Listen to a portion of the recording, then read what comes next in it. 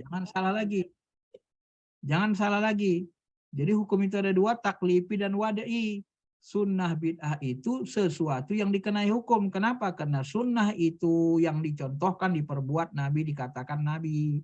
Yang dicontohkan Nabi, diperbuat Nabi itu ada yang terhukum wajib, sholat wajib, ada terhukum sunnah mustahab, sholat sunnah, ada yang terhukum haram, poligami lebih dari 4 orang, ada yang makruh, ya, mencium istri bulan Ramadan. Nah, Nabi mencium istrinya Aisyah bulan Ramadan, tapi makruh kita amalkan.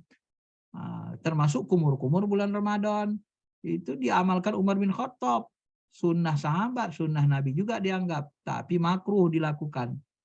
Kemudian ada yang mubah. Mubah itu terserah sibak kita mau pakai peci seperti ini, mau pakai jubah yang enggak persis sama Nabi, mau pakai koko, mubah itu. Ya. Jadi mau pakai jubah seperti Nabi, jubah. Itu mubah. Tetapi sebagian ulama mengatakan kalau kita niatkan mencontoh Nabi, dia nanti menjadi sunnah kecil, tetap dapat pahala karena ada nilai kecintaan mencontoh Nabi tadi. Maka tergantung niat, padahal hukum dasarnya mubah, ya.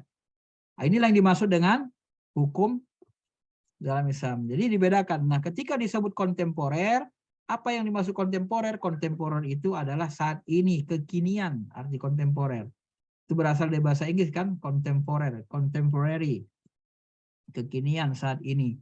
Jadi ketika kita bicara fikih kontemporer, berarti kita bicara, ya, bicara apa? Bicara khitabullah muta'alaq.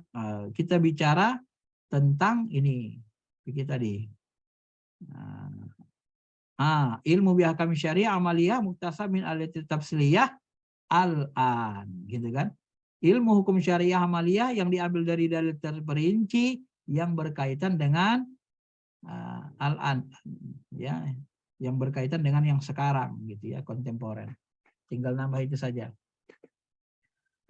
Oke, semoga bisa dipahami, ya, dan semoga Anda bisa tidak salah paham, ya, dengan hukum Islam. Karena hari ini kita dihadapkan dengan tantangan berat. Orang syariah ini tantangannya berat.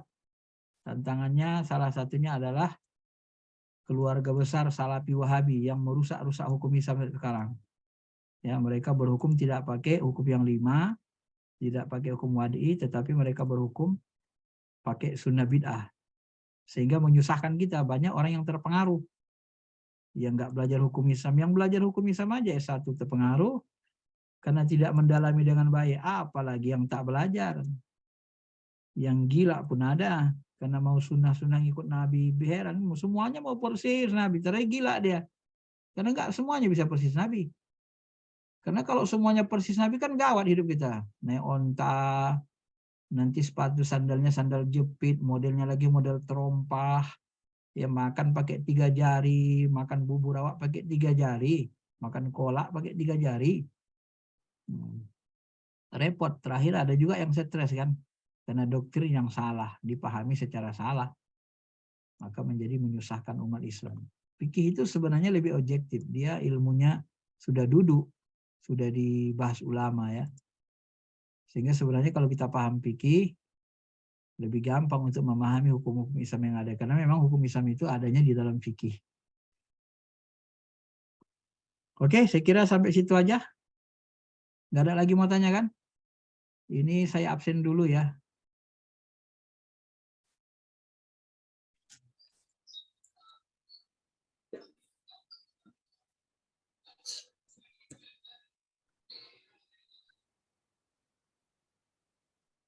Petra, dari depan orang tua belum? Mana? Sebentar ya, saya absen dulu baru kita selesai.